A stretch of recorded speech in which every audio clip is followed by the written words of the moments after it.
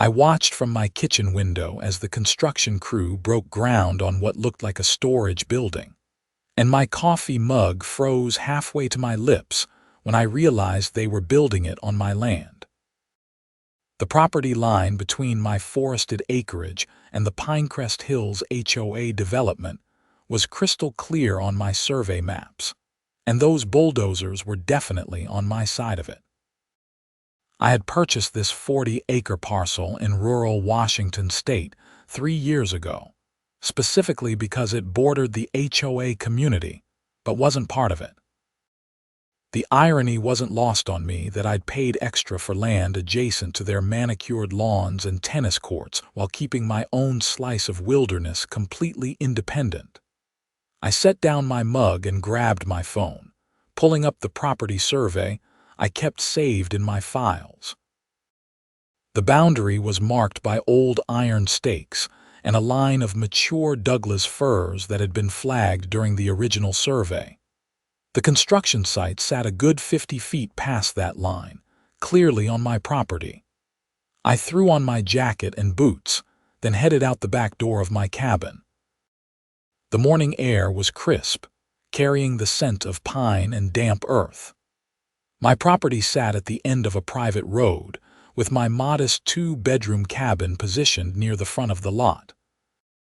The back 30 acres were pure Pacific Northwest forest, thick with evergreens, sword ferns, and moss-covered fallen logs.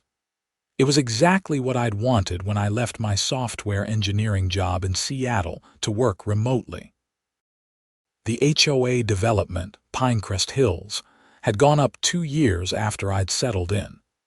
They'd bought the adjacent land and built 200 cookie-cutter homes, complete with their own private roads, a community center, and apparently a need to expand onto my property. As I approached the construction site, a woman in her mid-40s with a severely angular haircut and a neon yellow safety vest stood near a pickup truck, gesturing at blueprints spread across the hood. She looked up as I approached, her expression immediately shifting to one of practiced authority. "Excuse me, this is a restricted construction zone," she said, holding up one hand like a traffic cop. "You'll need to turn around and exit through the main HOA entrance." "That's going to be difficult since I live here," I said, stopping a few feet away. "I'm Owen Lancaster. I own this property." Her eyes narrowed. "Mr. Lancaster, I'm Patricia Hendricks, president of the Pinecrest Hills HOA board. This is HOA property. We're building a maintenance facility to store our landscaping equipment and supplies." "No, Patricia, this is my property. You're about 50 feet past the property line." I pulled out my phone and showed her the saved survey document. "See these coordinates? Those trees over there mark the boundary. Everything on this side, including where you're building, is mine." Patricia barely glanced at my phone. "I have our own surveys and property documents." "The HOA owns this parcel. It was part of the original development purchase." "Then your documents are wrong." I zoomed in on the survey map. "I bought this land 3 years ago from the Thompson family. It's been privately owned for over 60 years. Your development bought the land on the other side of that tree line." "Listen, Mr. Lancaster, I don't know what kind of scam you're trying to pull, but this land belongs to the HOA. We've filed all the proper permits with the county. Permits based on incorrect property information. I'm telling you right now, stop construction immediately. You're trespassing and building on private property." Patricia's face flushed red. "I'm not stopping anything. We've invested time and money into this project. If you have a problem, take it up with the county. Until then, we're moving forward." "That's your choice," I said calmly, though my heart was hammering. "But I'm warning you officially right now that you're on my property without permission. I'll be documenting everything." "Document whatever you want. We have every right to be here." She turned back to her blueprints, dismissing me with her body language. I spent the next hour walking the property line, taking photos and videos with my phone. The iron stakes were still there, mostly buried under decades of forest debris, but visible if you knew where to look. I filmed each one, showing their positions relative to the construction site. The building's foundation was being laid entirely on my land, with the nearest edge about 40 feet from the actual property line. Back at my cabin, I immediately called the county assessor's office. After navigating through their phone system, I got connected to a clerk named Dennis, who sounded like he was about 20 years past retirement age. Dennis, I need to verify property boundaries. I'm at 47,892 Timber Ridge Road. There's a construction crew building on what I believe is my property, and the HOA next door claims they own it. Let me pull up the records. Timber Ridge Road, you said, I heard typing. Okay, I've got it. That's parcel number. Let me see. 8547-2200-0340. Owner of record is Owen Lancaster. That's you. Yes, that's me. What are the dimensions and boundaries? You've got 40 acres extending from Timber Ridge Road back to the National Forest boundary. Your western edge borders the Pinecrest Hills development. Hold on, let me check their parcel. More typing. Okay, Pinecrest Hills development is parcel 8547-2200-0350. Their eastern boundary is. He paused. Well, according to our records, their eastern boundary is your western boundary. They're adjacent parcels. Can you tell me the specific coordinates or markers? The boundary is marked by a series of iron stakes placed during the original survey in 1998. Let me see if I can email you the survey document. What's your email? I gave him my email address and waited while he sent the file. It came through within minutes, a PDF of the official county survey. The boundary line was exactly where I thought it was, marked by those iron stakes and following a line of mature trees. Dennis, they're building about 50 feet onto my side of that line. They've got a building foundation going in right now. Oh boy, that's not good. You need to file a formal complaint and probably get a surveyor out there ASAP. In the meantime, you should document everything and consider posting no trespassing signs. Have you told them they're on your property? Just did. The HOA president told me they have their own surveys showing they own it. Their surveys are wrong then, or they're reading them wrong. Our records are pretty clear. I'd get a surveyor out there today if possible, and I'd consider talking to a lawyer. I thanked Dennis and hung up, then immediately started searching for surveyors in the area. I found a company based in Olympia that could send someone out the next day for an emergency survey. The price was steep, $1,500, but I didn't have much choice. I booked it. Next, I called a real estate attorney whose name I'd gotten from a friend. Her name was Jennifer Martinez, and her receptionist said she could squeeze me in for a phone consultation that afternoon. While I waited, I went back outside and put up no trespassing signs along the property line. I'd had them in my garage for years, left over from when I first bought the property. I zip-tied them to trees every 20 feet along the boundary, making sure they were visible from the construction site. The construction crew watched me but didn't say anything. Patricia was nowhere to be seen. At 2 in the afternoon, Jennifer Martinez called me. I explained the situation while pulling up all my documents on my computer. So they've started construction after you explicitly told them they're on your property, she asked. Yes, I told the HOA president this morning. She said they have their own surveys and they're not stopping. That's trespassing and potentially criminal depending on how this plays out.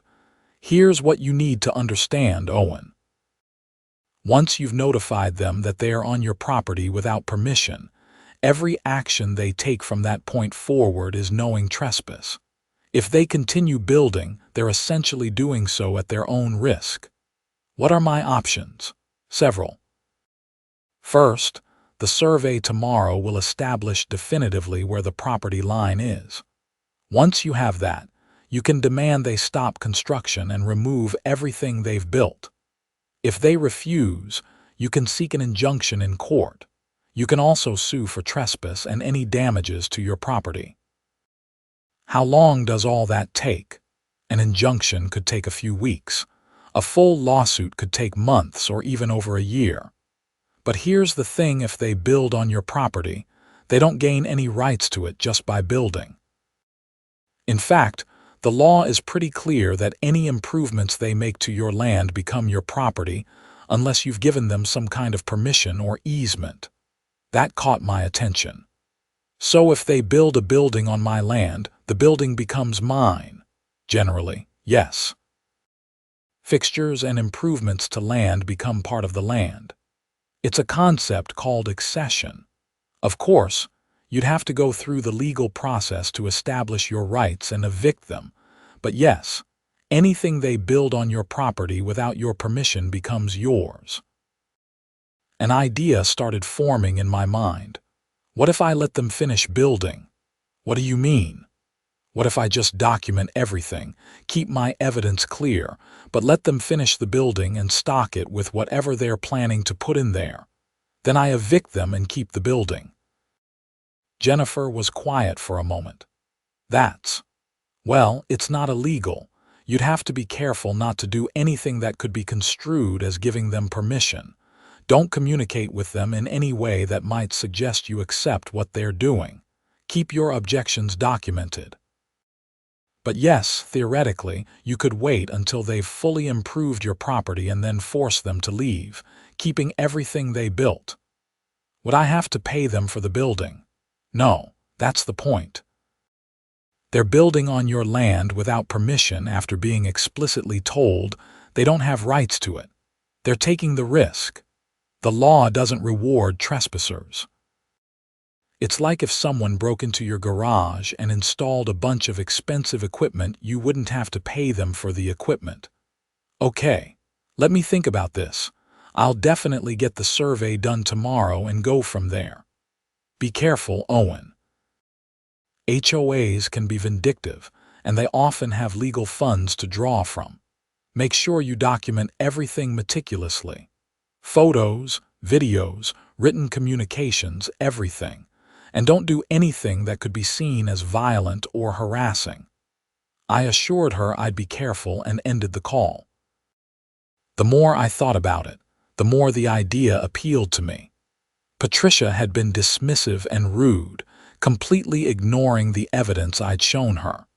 The HOA was pushing forward without even bothering to verify their property lines. If they wanted to build me a free maintenance building on my land, why should I stop them? The surveyor arrived at 8 the next morning, a gruff man named Carl who looked like he'd been doing this work since the Carter administration. He had a young assistant with him, a woman named Amy who carried most of the equipment. I showed Carl the county survey and explained the situation. HOA building on your land without permission. Yeah, I've seen this before. Carl shook his head.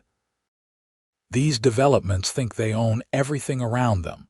Let's see what we've got. It took them 4 hours to complete the survey.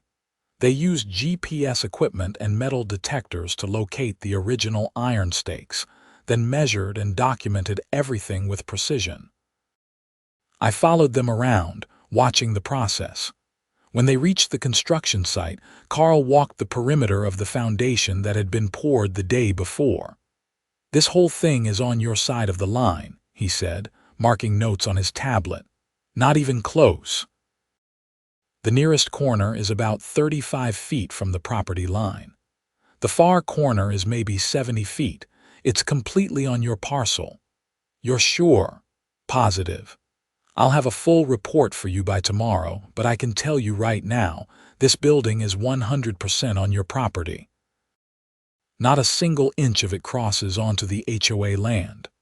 Carl and Amy finished up and packed their equipment. Before they left, Carl handed me a business card. You're probably going to end up in court over this. I'll testify if you need me. That report will be ironclad." After they left, I walked back to the construction site. The foundation was finished, and a crew was unloading lumber for the framing. Patricia wasn't there, but a man who introduced himself as the construction foreman came over. "You're the guy from yesterday, the property owner?" he asked. "I'm the owner of this property, yes, the land you're building on." "Look, man, I just go where they tell me. The HOA hired us. We got permits. I'm just doing my job." "I understand, but you should know that you're building on private property. I had a surveyor out here this morning. This whole foundation is on my land, not HOA land." The foreman frowned. "You're serious? Because if there's a property dispute, I need to tell the contractor. We don't want to get in the middle of a legal mess." "I'm completely serious. I'll have the survey report tomorrow, but it's definitive." "This is my land." "Damn. Okay, I'm going to call my boss. We might need to pause this." "That's up to you. I've documented my objections. Whatever you do from here is your call." I left him pulling out his phone and went back to my cabin. About an hour later, I saw Patricia's silver BMW pull up to the construction site. She got out, talked to the foreman for a few minutes, and then marched up my driveway. I watched her from the window as she rang my doorbell like she was trying to break it. I opened the door but stayed in the doorway. "Yes. What the hell do you think you're doing, harassing my construction crew?" Patricia's face was red, her voice sharp. "I didn't harass anyone. I informed the foreman that he's building on my property. That's a fact, not harassment." "This is HOA property. I've told you that. You're interfering with a legitimate construction project." "I had a surveyor out here this morning. Professional surveyor, licensed and bonded. He confirmed that the entire building foundation is on my property, well past the boundary line." "I'll have the written report tomorrow." "Your surveyor is wrong. Our documents clearly show we own this land." "Then your documents are wrong. The county records show I own it. The survey shows I own it. Multiple pieces of evidence confirm it. You're building on my land without permission." Patricia crossed her arms. "Fine. If you want to play it this way, we'll see you in court, but we're not stopping construction. We have permits and we're moving forward." "That's your choice. But understand that you've been officially notified multiple times now that you're trespassing. Everything you do from this point forward is knowing trespass on private property. Sue me." She turned and walked back to her car, nearly tripping on a root in her high heels. I closed the door and smiled. This was going exactly how I'd hoped. They were going to keep building, pouring more money and resources into a structure on my property. When the time came, I'd have all the documentation I needed to prove I'd warned them repeatedly. Over the next 2 weeks, I watched as the maintenance building took shape.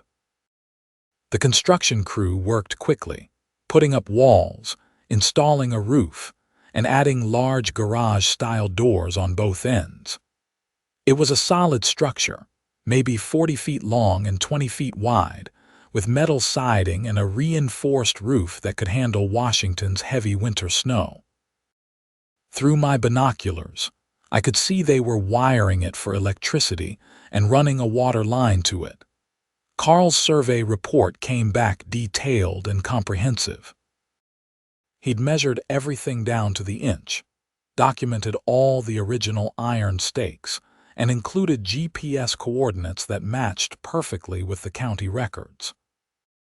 The report concluded unambiguously that the maintenance building was entirely on my property, with the nearest point being 34.7 feet from the actual boundary line. I made copies of everything and stored them in multiple places: physical copies in a fireproof safe, digital copies in cloud storage, and a set with Jennifer Martinez, who I'd retained as my attorney. She advised me to keep documenting, but to avoid any direct confrontation with the HOA.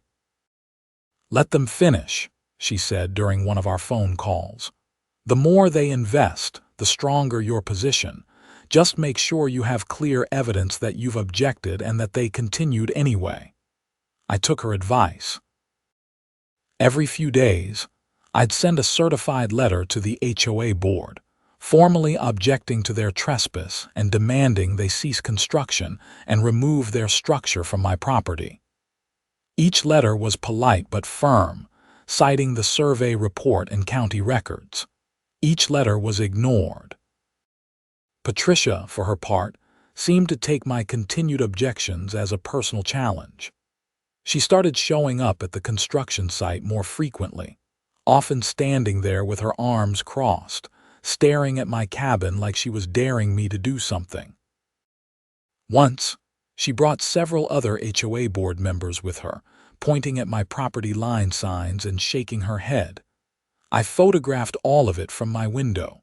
The Pinecrest Hills HOA had a reputation in the area. I'd heard stories at the local hardware store and the coffee shop in town.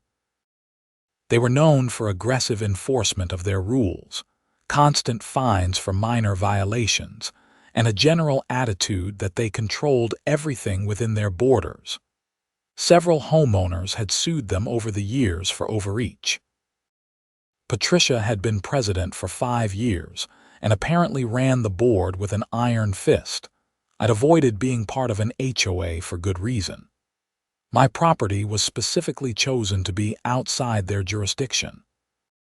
The fact that they were now trying to encroach on it, to simply take my land because they wanted it, felt like exactly the kind of entitlement I'd been trying to avoid. By the start of the 3rd week, the building was essentially complete.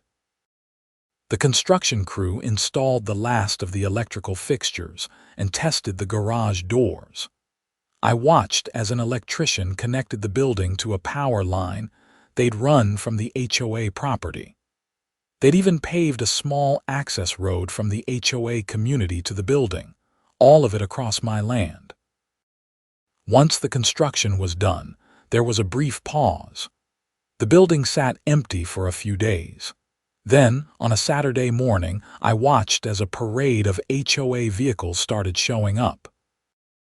They'd organized what looked like a moving party, with a dozen residents helping to stock the new maintenance building. I grabbed my camera and documented everything. They unloaded industrial lawn mowers, leaf blowers, hedge trimmers, chainsaws, and various other landscaping equipment.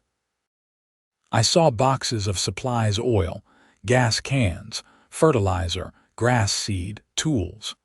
They brought in storage racks and organized everything neatly. Someone had even put up a pegboard with labeled hooks for different tools. Patricia supervised the whole operation, directing people where to put things like she was conducting an orchestra. She looked proud, satisfied. The building had probably cost the HOA $30,000 or $40,000 when you factored in construction, materials, and equipment. And all of it was sitting on my property. By the end of the day, the maintenance building was fully stocked and operational. I estimated there was at least $60,000 worth of equipment and supplies in there, maybe more. The HOA had essentially built me a completely equipped workshop and storage facility. I waited 1 more week, just to be sure they were done. During that week, I saw HOA maintenance workers coming and going, using the building as their base of operations. They'd pull equipment out in the morning, work on the HOA grounds all day, then return everything in the evening. It was clearly their central hub for all property maintenance operations. That's when I made my move. First, I sent one final certified letter to the HOA board, this one more detailed than the previous ones. I attached copies of the survey report, the county property records, and a timeline of all my previous objections. The letter stated clearly that they had 7 days to remove their building and all equipment from my property, or I would take legal action to have them evicted and would claim all improvements and property left on my land. Then, I filed for an injunction in county court. Jennifer Martinez handled the paperwork, and we got a hearing date set for 2 weeks out. The injunction would force the HOA to cease using my property and remove their structure. Patricia called me the day she received my letter. My phone rang at 7 in the morning, and I could hear the fury in her voice from the moment I answered. "You cannot be serious with this ridiculous letter," she said, not even bothering with a greeting. "Completely serious. You have 7 days to remove everything from my property." That building cost the HOA $45,000. "We're not abandoning it because of your delusional property claims." "They're not delusional. I have a professional survey, county records, and documented evidence.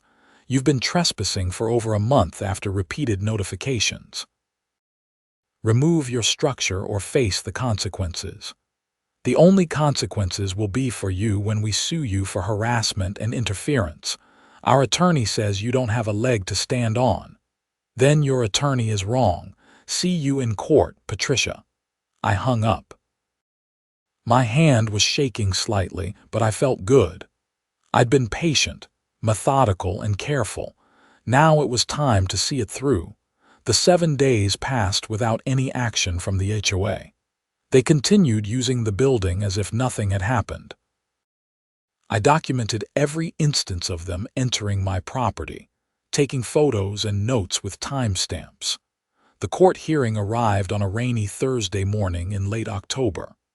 Jennifer and I arrived at the county courthouse in Olympia at 8:30 for a 9 o'clock hearing. Patricia was there with 3 other HOA board members and their attorney, a sharp-dressed man named Richard Bosworth, who looked like he'd stepped out of a corporate law commercial. We waited in the hallway outside the courtroom for about 20 minutes. Patricia kept glaring at me like I'd personally wronged her. The other board members, 2 men and a woman I didn't recognize, mostly looked uncomfortable. Finally, we were called into the courtroom. Judge Martin Reeves presided, a man in his early 60s with gray hair and reading glasses perched on his nose. He had our case files in front of him and had clearly reviewed them before we arrived. Jennifer presented our case first. She laid out the timeline, showing the court the county property records, Carl's survey report, and documentation of all my objections to the construction. She presented the certified letters I'd sent, each one clearly stating that the HOA was trespassing and demanding they cease construction. "Your Honor, this is a straightforward case of trespass," Jennifer said. "Mr. Lancaster owns this property, has owned it for 3 years, and has clear documentation of his boundaries. The HOA built on his land without permission after being explicitly and repeatedly told they were trespassing. We're seeking an immediate injunction to prevent further trespass, and an order requiring them to remove their structure." Richard Bosworth presented the HOA's side. He argued that the HOA had relied on their own survey and property documents when planning the construction. He claimed the boundary was unclear and disputed, and that the HOA had acted in good faith. "Your Honor, my clients spent considerable resources on this building based on documents they believed showed they owned this land. Mr. Lancaster's claims came as a surprise, and there's been insufficient time to properly investigate the boundary dispute. We request time to conduct our own survey and to resolve this matter through negotiation rather than judicial intervention." Judge Reeves looked over his glasses at the documents in front of him.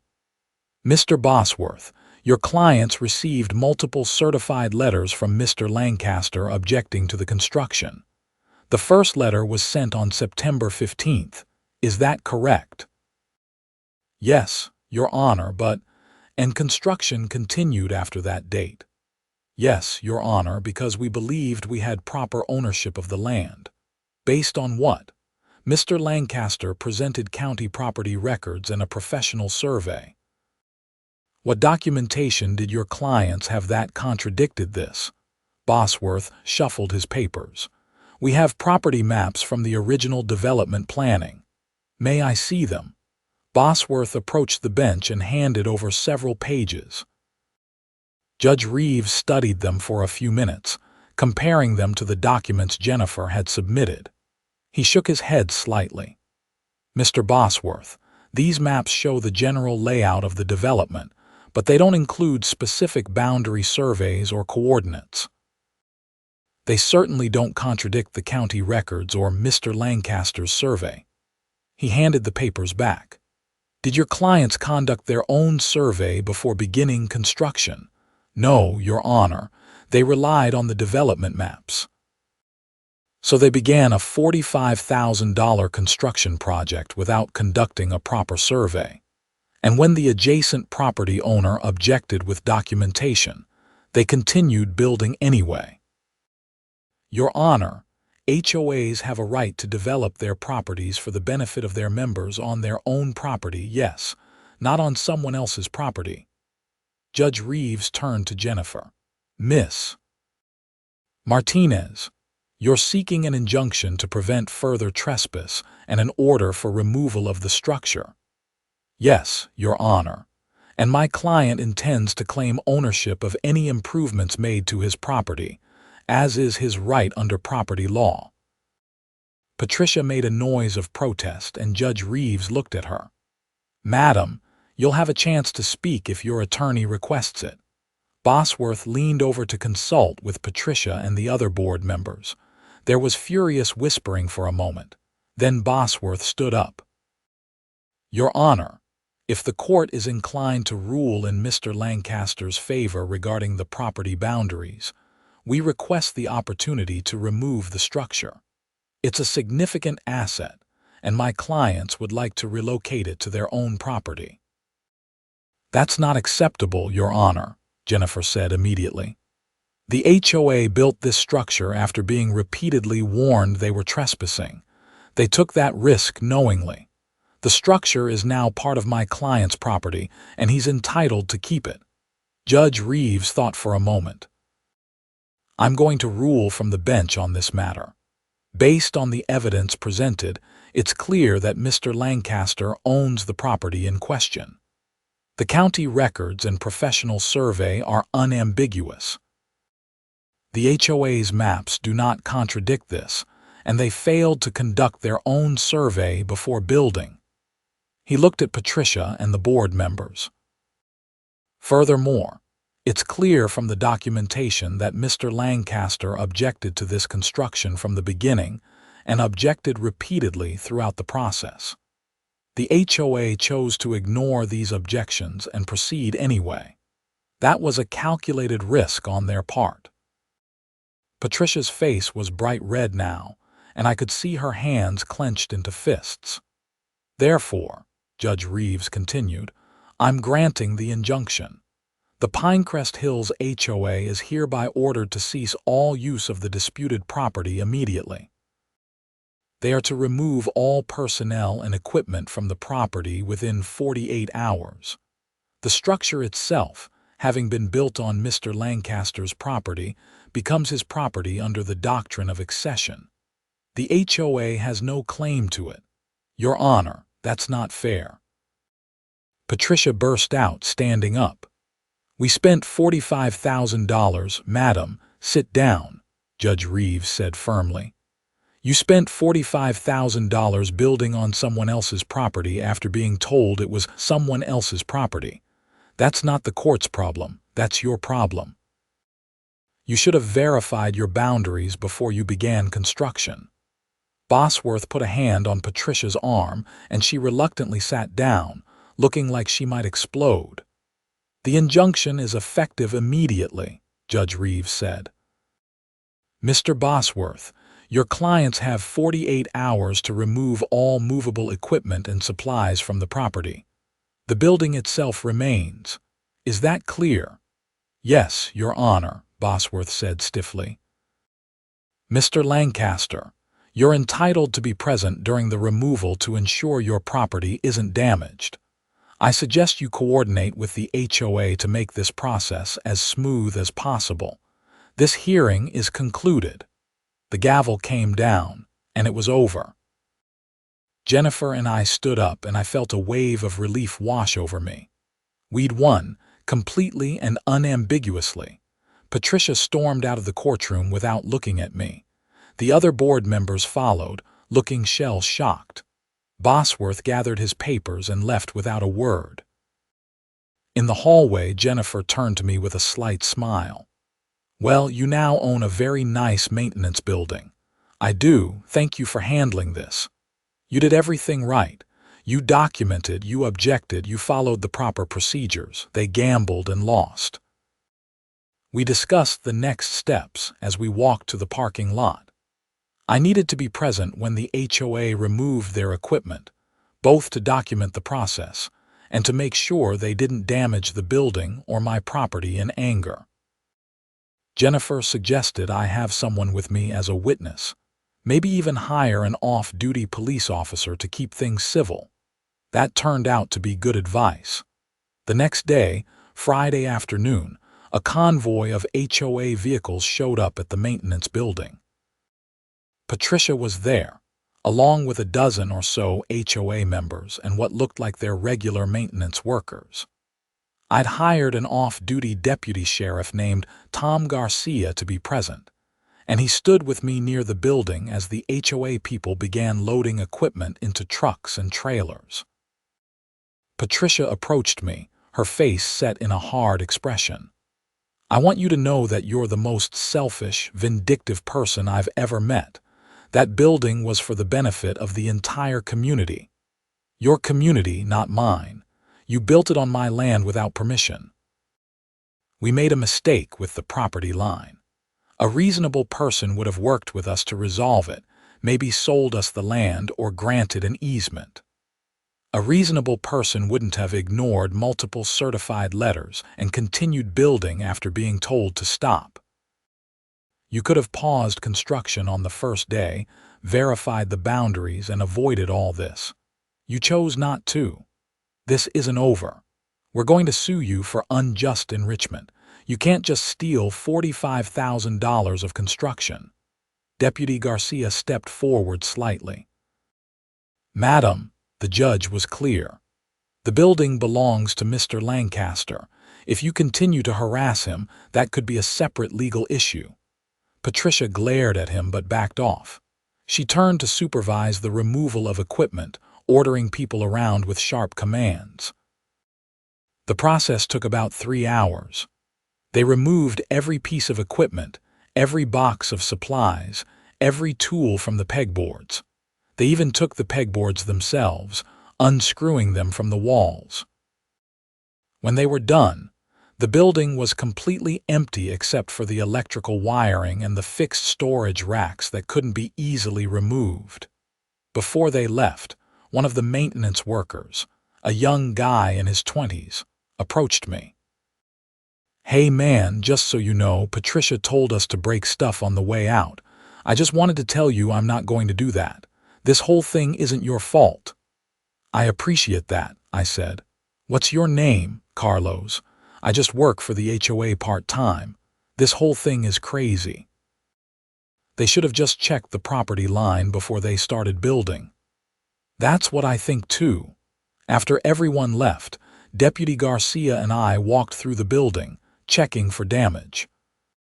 Patricia's people had been rough with some things. There were scratches on the floor where they'd dragged equipment, and they'd ripped out a light fixture that could have been unscrewed, but overall the building was intact.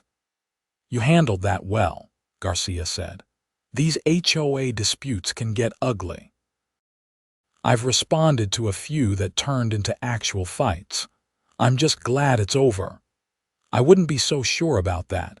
That lady seems like the type who doesn't let things go." He was right. Over the next month, Patricia and the HOA board tried multiple tactics to either get the building back or to punish me for keeping it. First came the lawsuit for unjust enrichment, which Jennifer got dismissed within 2 weeks. The judge who reviewed it pointed out that I'd explicitly told them not to build, and that they'd proceeded against my objections, which eliminated any claim of unjust enrichment. Then Patricia started a social media campaign, posting in local community groups about how I'd stolen the HOA's building. She painted me as a greedy landowner taking advantage of an innocent mistake. Some people who didn't know the full story initially took her side, but once the facts came out, most of the community supported me. Several people commented that HOAs were notorious for overreach and that the Pinecrest Hills HOA had gotten what they deserved.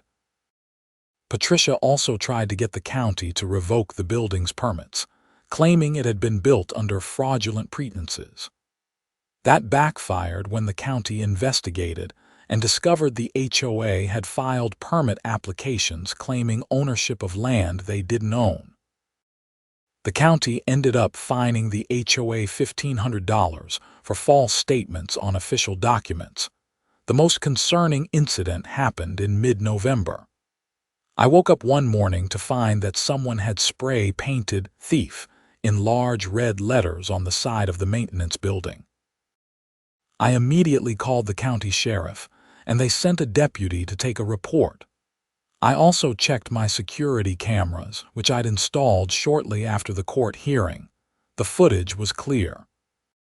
Patricia herself had driven up to the building at 2 in the morning, spray-painted the message, and driven away. Her face was clearly visible in the infrared camera, as was her license plate. The deputy who took the report, a woman named Officer Sarah Klein, shook her head as she watched the footage. "That's vandalism, clear as day. Do you want to press charges?" "Absolutely. Even though it's just spray paint, it can be cleaned off. It's not about the spray paint. She's been harassing me for months, and she needs to understand there are consequences." Officer Klein nodded. "I'll forward this to the prosecutor's office. Given that it's on video and the property dispute is a matter of public record, they'll probably file charges." They did. 2 weeks later, Patricia was charged with criminal mischief, a misdemeanor. She had to appear in court, where she pleaded guilty and was sentenced to community service and ordered to pay restitution for the cleaning costs. The local newspaper picked up the story, and it spread through the community quickly. HOA president charged with vandalizing property in land dispute. Read the headline. The HOA board quietly asked Patricia to resign. She refused initially, but when several homeowners within Pinecrest Hills started a petition to recall the entire board, she finally stepped down. The new board president, a more reasonable man named David Chen, reached out to me through Jennifer. "My client wants to apologize for the previous board's behavior," Jennifer told me during a phone call. "They acknowledge that the building is yours and they want to move forward without further conflict." That's fine with me. I never wanted conflict in the first place. David Chen also mentioned that if you ever want to sell the building or rent it back to them, they'd be interested in discussing it. I thought about it. The building was useful. I'd started using it to store my own equipment and had set up a small workshop area. But I didn't need all that space. "Tell them I'll consider a rental arrangement. Market rate with a proper lease agreement and security deposit, and an explicit acknowledgement in writing that it's my property on my land." A week later, Jennifer sent me a proposed lease agreement. The HOA would rent the building from me for $800 a month, with a 1-year lease and the possibility of renewal. They provided a $5,000 security deposit. The agreement included detailed terms about maintenance, access, and liability, and it clearly stated that the building was located on my property and owned by me. I signed it. The HOA got their maintenance building back. I got a steady income from property I wasn't fully using, and everyone could move on. The story didn't quite end there, though. In early December, I got a visit from a reporter for a regional property rights magazine. She'd heard about the case and wanted to interview me for an article about HOA overreach.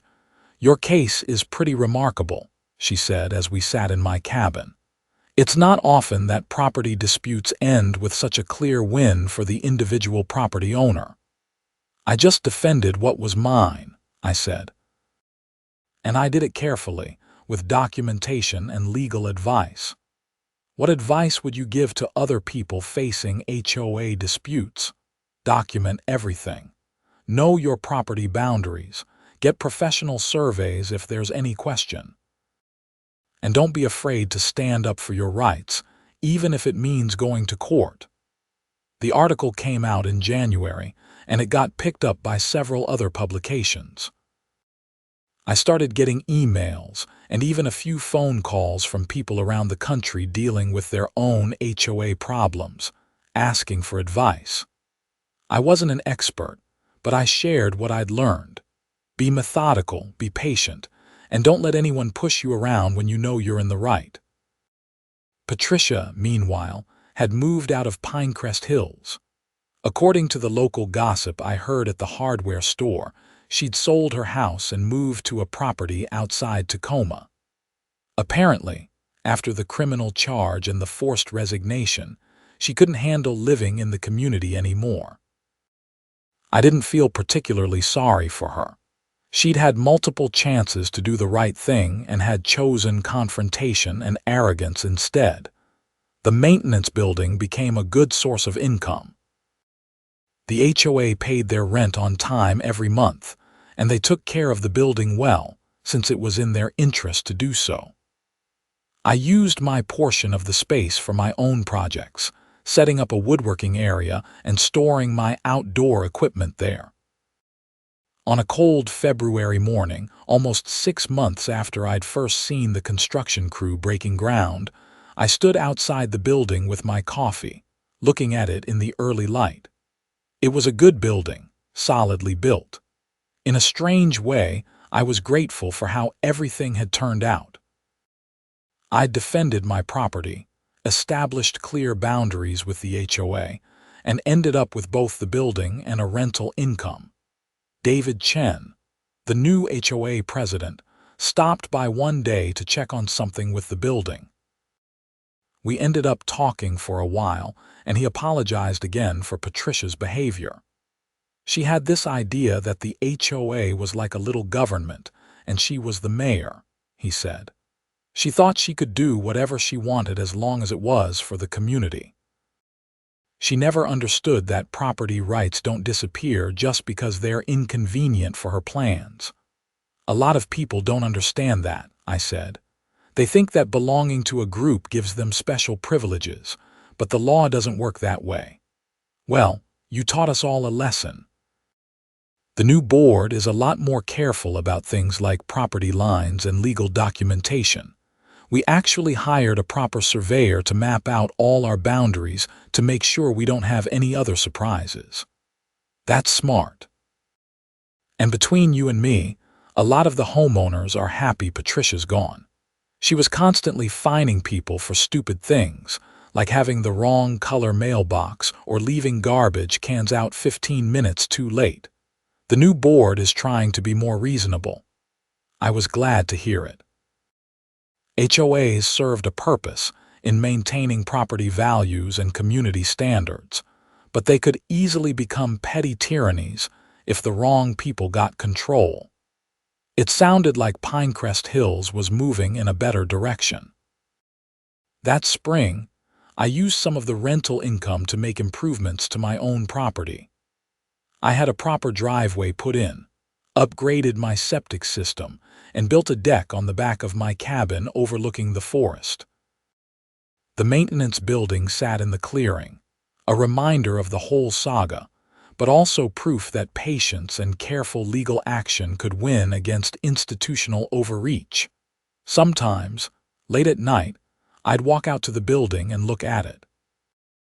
The HOA had built something meant to serve their purposes, on land they didn't own, ignoring all warnings and evidence that they were wrong. And now it was mine, serving my purposes, generating income, and standing as a monument to the importance of property rights and due diligence. I never saw Patricia again, though I heard through the local gossip network that she'd joined another HOA board in her new community. I wondered if she'd learned anything from our dispute, or if she was already pushing boundaries and ignoring property rights in her new role. Probably the latter, I figured. Some people never learn, but that was no longer my problem. I had my land, my cabin, my forest, and now my maintenance building. The HOA paid their rent, we maintained a civil if distant relationship, and life went on. One evening in late April, as I sat on my new deck watching the sunset through the trees, I reflected on the entire experience. When I'd first moved out here, I'd wanted peace and independence, a place away from the complications of city life and institutional authority. The HOA's encroachment had threatened that, but in defending my property, I'd actually ended up stronger and more secure than before. The legal fees had been significant, maybe $12,000 all told, but the building was worth more than that, and the rental income would recoup the costs within a year and a half. More importantly, I'd established clear boundaries, literally and figuratively. The HOA knew where my property began and ended, and they knew I wasn't someone who would be pushed around. I took a sip of my beer and smiled. Sometimes standing your ground and doing things the right way, even when it took patience and cost money, led to the best outcomes. The maintenance building stood in the clearing below, its metal roof reflecting the orange light of sunset. My maintenance building on my land that I'd gotten by simply defending what was already mine. It was a good reminder that property rights matter, that documentation and legal process work, and that sometimes the best revenge is simply following the law and letting arrogant people face the consequences of their own actions. Patricia had built me a building, stocked it with equipment, and paid for all of it, all because she'd been too proud and too certain to check a property line. In the end, I hadn't stolen anything. I'd simply kept what was built on my land after repeatedly warning them not to build there. The law was clear, the judge had been clear, and now I had a maintenance building and a steady rental income to show for it. As darkness fell and the forest sounds of evening began, owls hooting and branches creaking in the wind, I felt content. My property was secure, my rights were established, and my peaceful life in the Washington woods could continue, now with a little extra income and a good story to tell. The maintenance building's security light clicked on automatically, illuminating the clearing. Inside, the HOA's equipment sat organized and ready for another day of work, maintaining their pristine lawns and gardens. Outside, the building itself stood as a permanent reminder that property rights are fundamental, that arrogance has consequences, and that sometimes the best course of action is simply to document everything, follow the law, and let other people's mistakes work in your favor.